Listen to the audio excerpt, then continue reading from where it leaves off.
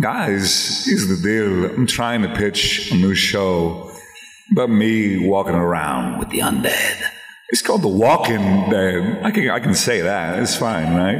I won't get sued by anyone for saying that. Be nice. Oh, yeah.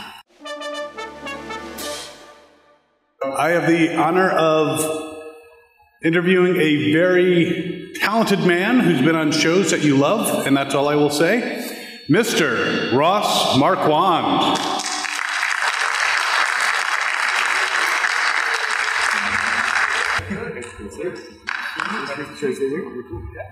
What's going on? How is everyone? How you doing, bud? Great. Don't all talk at once.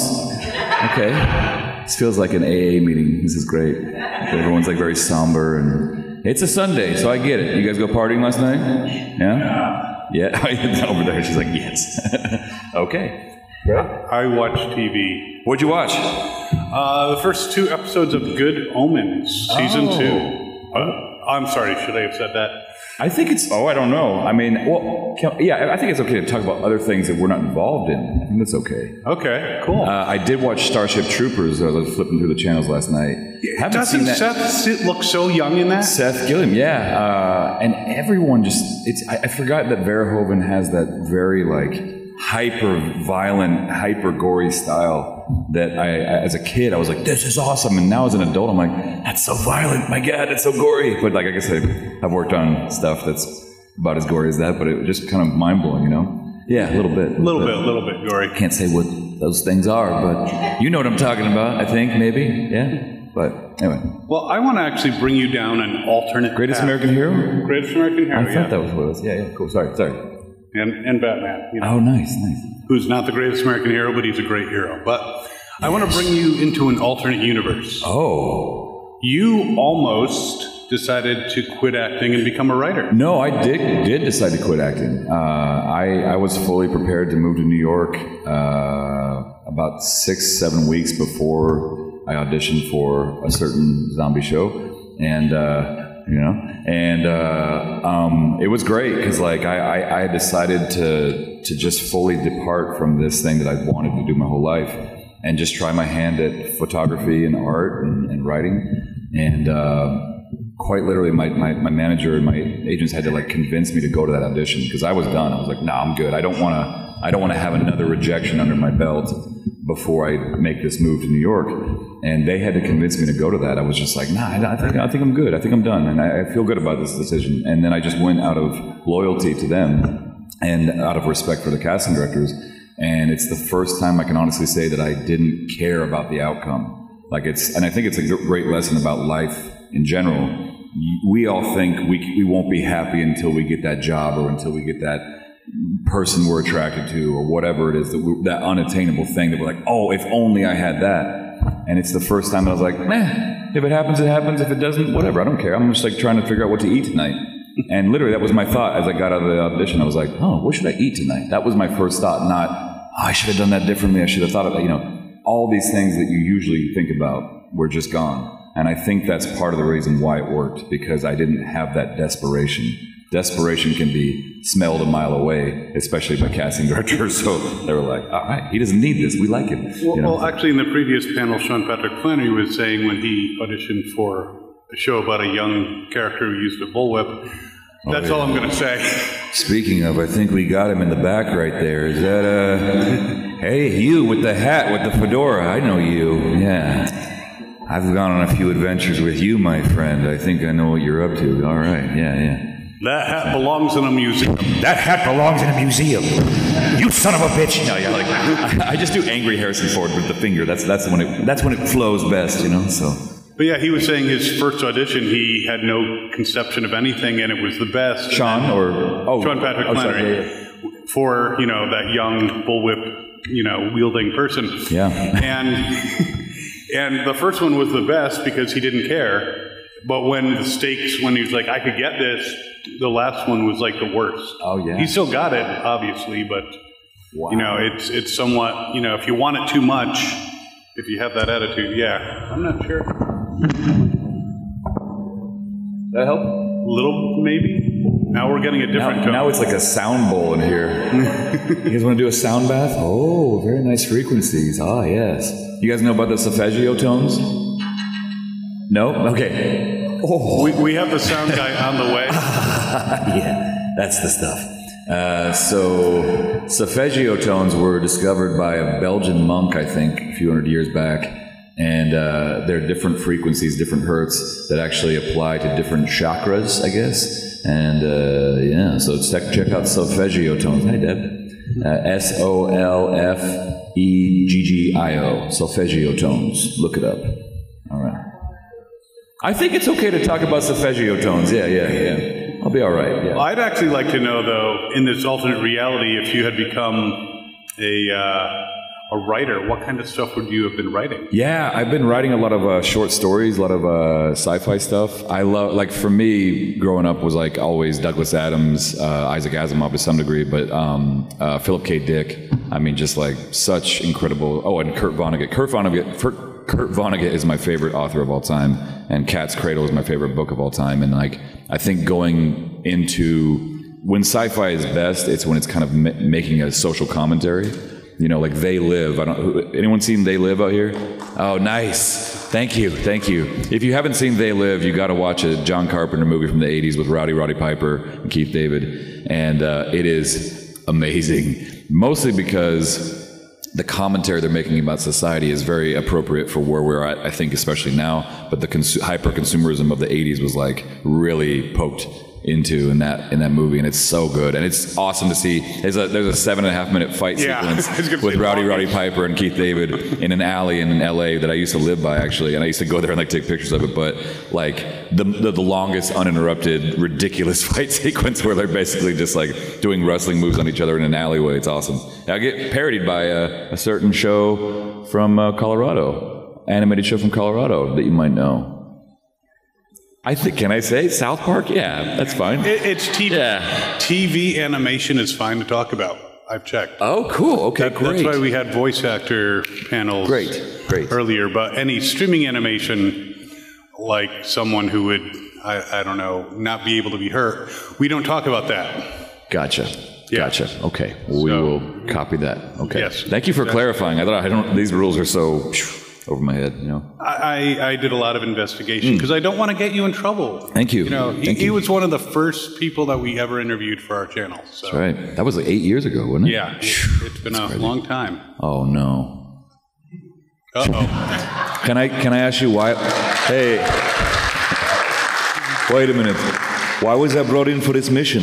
Because some damn fool accused you of being the best. Dylan! Son of a bitch. What's the matter? CIA got you pushing too many pencils? What's with his tie? Enough about the damn time. Look. Come over here. What you did in Berlin, that's some good work. Yes, thank you very much. I killed all the predators. Yeah. Super Andrew! Hey, okay, come on over. Yeah. Now it's a party. Oh, yeah. Oh, hey, how you doing? Hey, I'm good. Yeah, nice. Welcome nice. for today's right, talk. Wonderful. Yeah, lovely blue lighting. That's amazing. Yeah, isn't this nice? I feel like we're an Avatar or something. Yeah. Should we just do like an ASMR podcast? Is that okay to do? Yeah, like we have the thumbs up from it. So,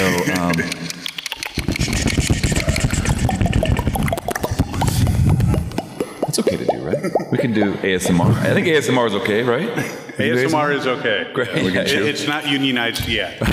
Who here falls asleep to ASMR? Anybody? Hell yeah. Just you and me. Okay, cool, man. No, we got Oh, man. Oh, yeah. Oh, nice. Great. Yeah, it's great, right? ASMR, baby. Come on. And everyone It's else has mastered sleeping, obviously. Yeah. All of you just sleep perfectly. Yeah, it must be nice. I take a bunch of melatonin and some other stuff, and then, you know. All these people with 8 hours of sleep, look 8 at them. No one knows what it's like to sleep less than that, right? I earned these bags, all right? I earned it. Yeah. So I'm glad you joined us. Actually, Ross, obviously you do a couple impressions that are pretty good, and as does Cooper.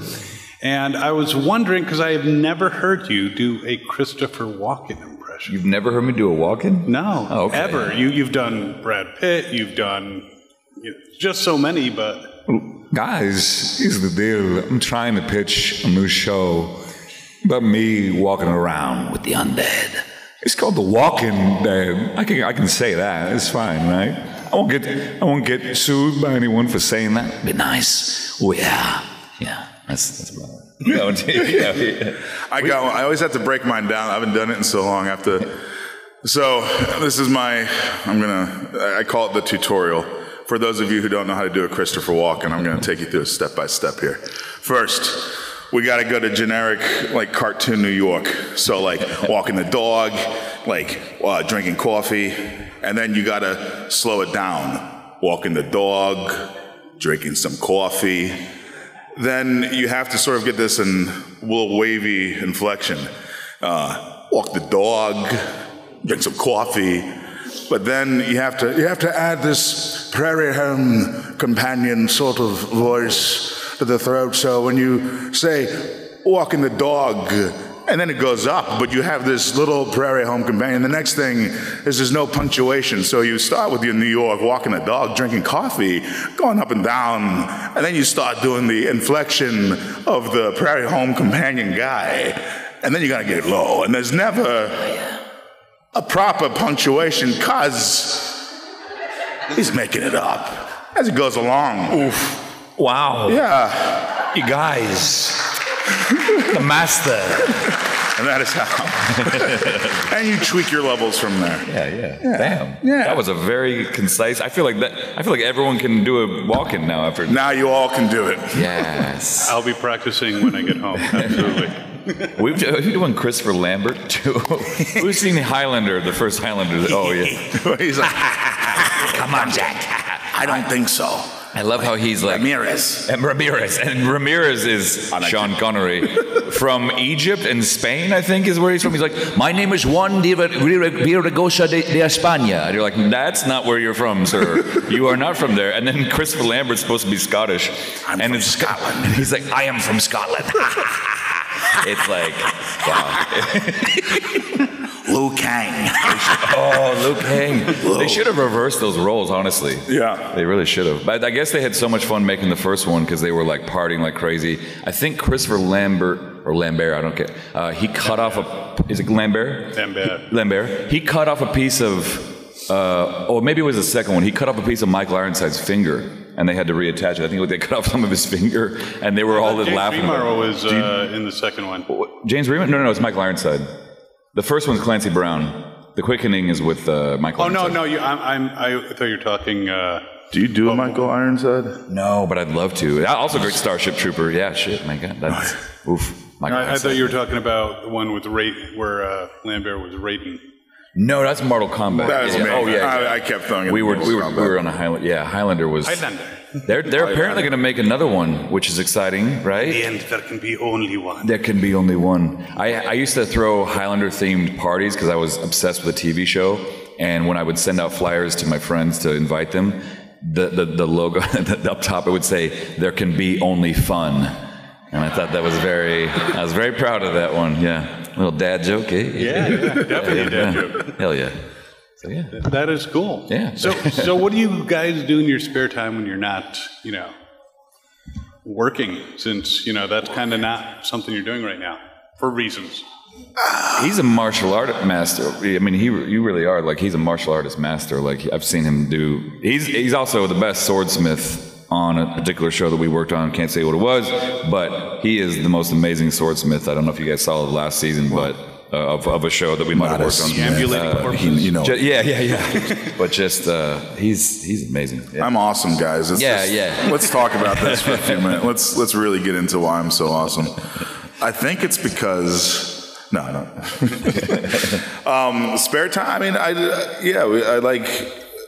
I like playing music and.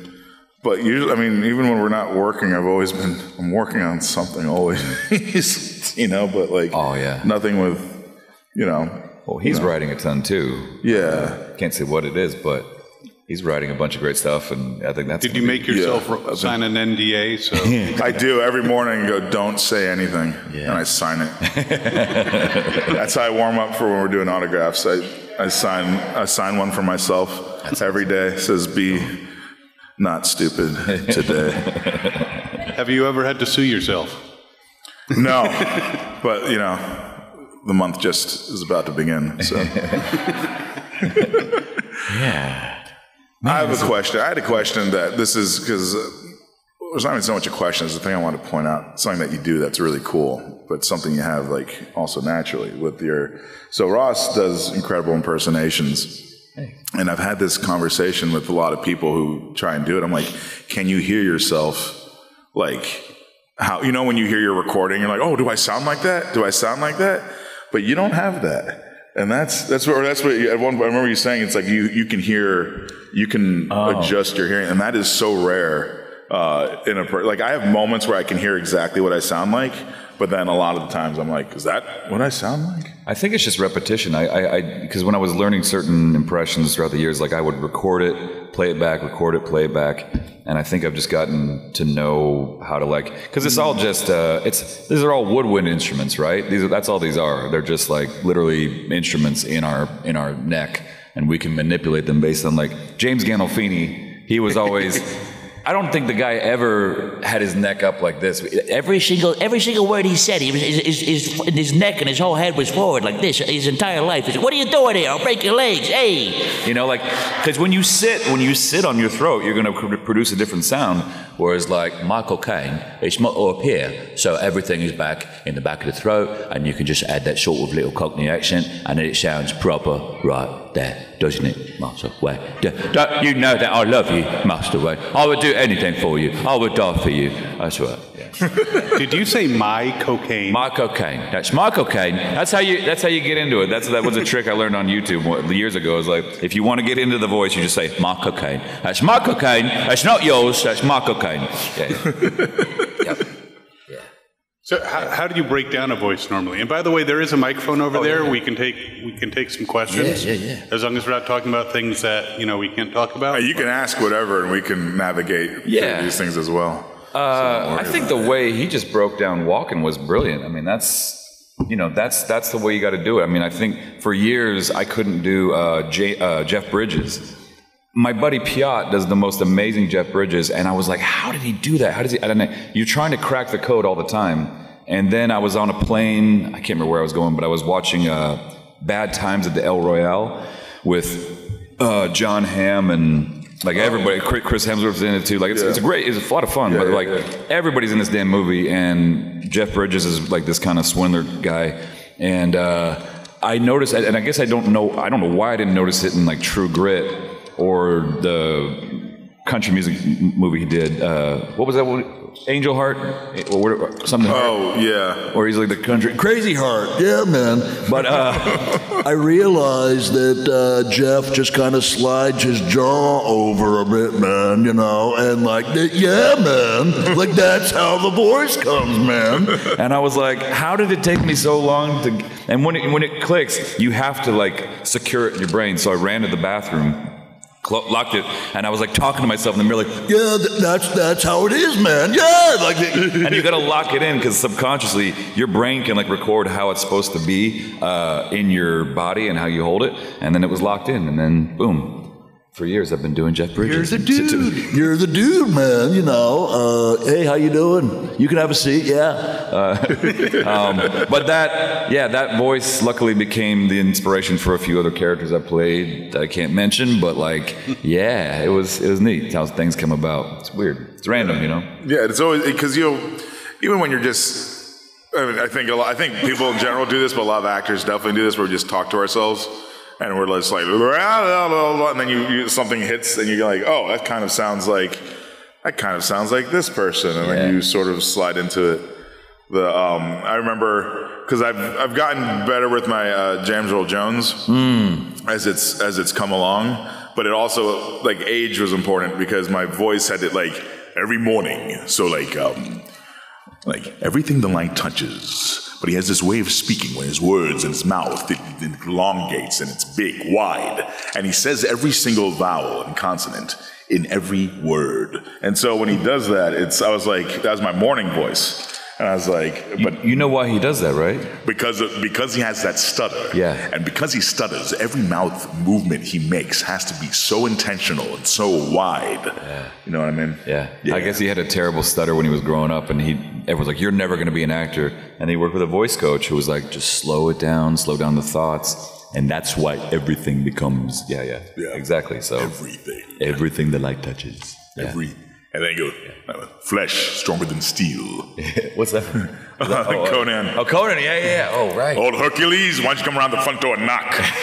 And I played ball and I was good, damn good. So I went blind. Oh, Sandlot, yeah. Oh, I forgot he was in Sandlot. That's Make you a deal. You come here and you talk baseball with me every day, once a week, and I won't tell anyone about this thing with my ball. No. That's awesome. Oh, man. He is more machine than man now. Oh, that's good. Twisted and evil. Ooh, that's a nice Alec Baldwin. Alec Baldwin. Okay, yeah. Not Alec Baldwin. Now I'm gonna be working on my walk-in, so, you know. Oh, yeah. And my bridges, so. Oh, good. Oh, But I can do John Rhys Davies. good. Yes, very well. You were named after the dog. Dad, we named the dog Any Indiana. Oh, yeah, please. Please, come on over. We're going to keep rambling. Yeah, we'll ramble till we're, yeah. We'll ramble. Anybody want to ask any burning questions about, oh, yeah, please. Come. Sure, yeah. Well, we are recording. Oh, you're fine. Well, we can record. We can repeat it. Yeah. Aaron's. Sorry. That's how I know you. We can't say stuff. You can. Very skilled swordsman.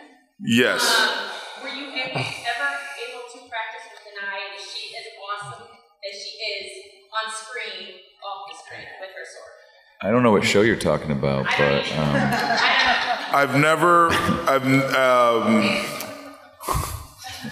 I haven't. There was this thing I did once, and I was like, hey, there's these two other characters that use swords. This isn't the show we're talking about. It's another show, very similar. And they said, I said, can I use my sword? Like how good am I now? And I'm like, well, you're not going to be as good as these two people. I was like, okay. Then when those two people were gone from the show, I was like, so how good am I now? I'm like, you could, I mean, you know, it's been a few more years. You could be whatever for another show.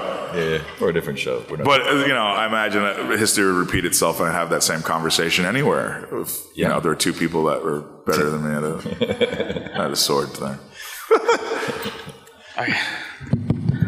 Hail hydrate. It works. Very nice. What was the audition process like for both of you on WD? And how long was it from start to finish? WD-40? I don't know what show you're talking about, of course, but for a show that I did audition for years ago, it was actually just one and done. It was 5-10 minutes tops, I think, or maybe it was 10 minutes, but we just did it twice. And then I was on camera and went from there. But that's very unusual. I think I got very lucky with that, whatever thing I'm referring to. Because usually you get called back many times and you have to test with a bunch of people, producers and directors. But like for that one, it was just, did it a couple times on camera and then they're like, cool, you got it. And I was like, oh, that was, wow. Like, it's never that easy, ever. So, wow. Was it like that for you? Mine was just in shows in general, but I'll just pick one show randomly. But I had to do 4 versions of the character. So all at once. No one had a thought of what this particular character would kind of be like. And so I did it on a Friday and Saturday, and then on a Monday I was flying. And they were like, hi. And I was like, hey, what a great place this is on this place. Yeah, this is tough, guys. I'm not. I like it though. We're trying. We're well, I do understand. Sorry, guys. You're our test. This is the first time we've had to. I do understand that sometimes when they're doing the auditions, they give you fake character names. Indeed. What were the Yes. fake character names? Oh, Lester. Lester, do you remember? Lester was the name, and and Santiago is the name of the dog that I was talking to. Interesting. Yeah. I don't remember at all. That was 9 years ago. Jeez, that's I know. 9 years ago. I know. I know. We were there. I remember when we were at a restaurant on this job we were doing together, and we were, but we were.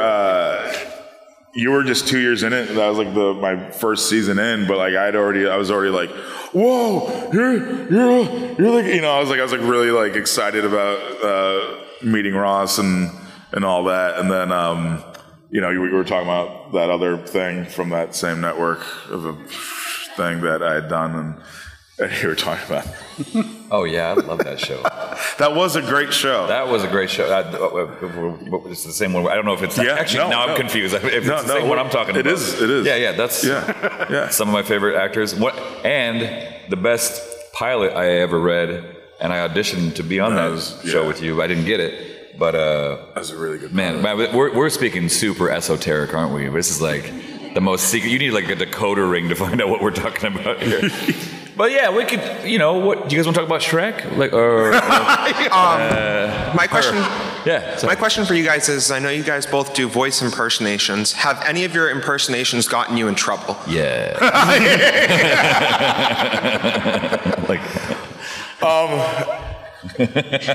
I was witness to one of them, and I won't. It was after I'd known, like Ross had given me a warning about doing, especially when it's a good impersonation in front of another actor, and I had witnessed a slow motion train wreck explosion happen in front of me in a tent. And I didn't contribute to it. I didn't do anything except lean back and watch. I think you were recording too. No, I was too afraid. But Ross pretty much nails an imitation of somebody after everyone's like, Ross, do the thing, and Ross was like, no. It was like, I get no, do it. And then it got to the point where it happened, and I watched it, and it was. One, it was incredible. It was so on. It was too on. All right, and then he had options of how to do the options to do the TV voice and the non-TV voice. Anyway, that's all. I can say we can't talk. Guys, it was so bad. It was like, I'm telling you, like the fear is because the actor is going to be insulted. Like, I don't sound like that. That's not me. No, you're doing it wrong. Like now you're just being a jerk. Or you're trying to make fun of a thing I do. Like that's sort of what goes through the head. But instead, you're just going to get it all in a look. And this person's trying to be a good sport about it. And they were. Do it. No. Too many cameras rolling. Too many cameras. Everybody listen up. I'll tell you something. Yeah. So many cameras in here. It's unbelievable. I mean, I feel like I can't believe how many cameras there are. It's incredible. Can you it's believe one it? of the weirdest things because I've seen many cameras before. Some of them I have to pause for a whole minute and wait. There's the most cameras in here that I've ever seen. I feel like I'm in some camera store in New York. You know what I'm talking about. It's called a B&H photo. They show many bagels and many lenses. I love that store, actually. Delicious lenses. Delicious lenses, delicious. But do they sell bagels there, too? You can eat the bagels. They're called donuts. Oh, my God. Sir, you are our last question. We have time for one more. Oh, okay. Oh, well... Hello, I managed to see both of y'all yesterday. Yeah. You look much more comfortable today, but that outfit was awesome. Captain Kangaroo. As awesome as the costume is, it's a little cooler today. Now I know Ross is a big comic book fan. We've discussed comics. Oh, yeah. I don't know if Jerry, if you Jerry, I'm sorry. Who? Some dude you played at one point. I just embarrassed the hell out of myself. I'm sorry. If you have any favorite comic book characters that you like, I know you played a particular one at one point, but we won't go into that. A few. But if you've talked to Ross, I recommend it that he look up one that you might get a kick out of. I saw the dude. Yeah, I showed him the figure as well. Yeah. The Forbish man. Yes. But if you have any characters that you really like, I read encyclopedias and dictionaries when I was a kid. Did you really? I was trained to be an assassin. I read. Guys, you would never see it coming ever, so don't worry. All right, It'll be quick and painless. I'll tell you something. I'm very good at it. He's like a ninja. This guy. He goes in and out. He is a rope. He comes out from the ceiling. He's in and out. You wouldn't even know it. Slash, boom, bam, you're dead. Okay, believe me. He's the greatest killer in the history of killers. You ever heard of Jack the Ripper? Screw that guy. He's way better. Okay, he's an amateur. This guy. The comics I used to watch, or used to read was luckily the same ones, you know, in the same company that I got to work for. So I was super stoked about that, for one. But I was a big, and I will defend this to the death because everyone hates him or seems to, but I love Superman. And I was raised on that. I was raised on him. Superman. So many people are like, oh, he's got all these powers. And I'm like, that's the thing, though. He's a god, but he can only be at one place at a time. And so he constantly loses. Batman is like, first off, I love Batman, but let's talk for a second. He's not a human being. What are you talking about? I've been up for 5 weeks. What are you straight? Coffee. It's called coffee and Adderall. And purpose are the only Believe me, okay. That's turning into Donald Trump again. I'm bad. I'm bad Trump. I like doing Donald Trump from different places. So this is a Donald Trump from Ireland who likes to follow his pot of gold, and then sometimes he drives a cab and it goes around in different parts of New York. And then but I've been doing so just for like. I'm from Killarney, okay? I love a good Guinness, okay? But the comics I was big on. So when I would play with the action figures when I was younger, I'd actually pose them in positions because later on I started like doing fight choreography, and with all the martial arts I was already doing, I like just sort of seeing the two bodies, and I was like, this is how I fight. But with the comic books, I loved doing. I got to sausage people. And I would draw impressions of people and whatnot. But like the thing was that I liked drawing sausage people because it's so quick. And then I was able to use that and implement that for like storyboards and being able to. So when I was in high school, I was like shooting stuff with friends. So I would like to just draw my things and then we would frame it up and try to shoot that way. So comics were pretty inspiring. But yeah, like. When I was 7 or 8, and I had to go to like a child psychologist or whatever, and the guy was like, "Your son is overly ethical," was what I still kind of am, but like I'm overly ethical. Oh wow. Yeah. So no room for none. Wiggle room? No, the moment you step out of line, man, I'm narking hard because that's what I do. Wow. No, but a lot of that was because I was like, Superman would never do that, and it's like, all right, but that was interesting. But I always liked the idea of this guy with all these powers and just a constant. Like to me, I always thought felt like. Even though he did all this good, he just felt like it wasn't enough. And I kind of liked the tragic battle of that, Yeah. Like you can't keep everyone alive. You can't help everybody as much as you'd like to. And then you still have to make the best of what you can influence. So I always liked that idea with Superman. I would like to talk about the show that I really like, but I can't. But yeah, let's do it. A character that I think I can talk about that I really would love to play someday, now that like a few of my favorite characters have already been taken.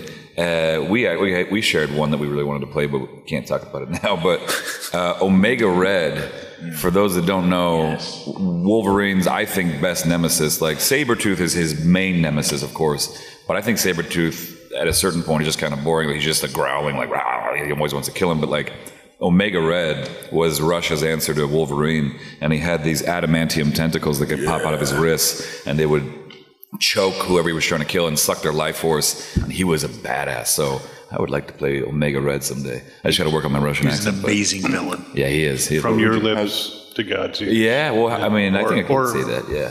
Who would you like to play if you could play anybody? Ooh, if I got to play anybody. Anybody. Darn, now I'd like to, I'd be like, I wouldn't look like him at all, but it'd be fun to play The Question. Oh. Because I don't like wires. I've had my experience with that when I was like harnesses and stuff. And so, I get a question a lot like, oh, wouldn't you love to fly? If I was really flying. It's like, on camera, no. Hell no. It's like, it's just, you're dug up and they're lifting you. I'm like 340 pounds. I'm like, this is going to hurt. We had to do that a few years ago. I got lucky with that because I had the hernia surgery. That's right. You didn't have to do it. Because I had a surgery thing when we were doing a thing. When we were doing a thing in a dark, cold, damp place with lots of craggle all around. Rock. Yeah, we had to wear harnesses, but luckily I had a stunt guy, a buddy of mine. Yeah. And I was like, I had to talk with him, like, here's how we're going to do it. You got to make sure you look nervous and scared. Like, don't land. Like, thing I hate most is jumping and landing in a 3-point stance. You know what I'm talking about? Like, both feet, you're Spider-Man, and there's always some version of it, and it's like, just like, 3-point stance. And now I'm standing. You guys know what I'm talking? Yeah, it's like, it's just the Florence Pugh. I can't jump on the table, but anyway, you're both your legs are like, you're like this. Like, that's 3-point stance, and everyone like, oh no, whoa, lucky. And I'm just like, if you do a 3-point stance, I'm gonna murder you. I'm gonna jump on that rock and jump kick you off.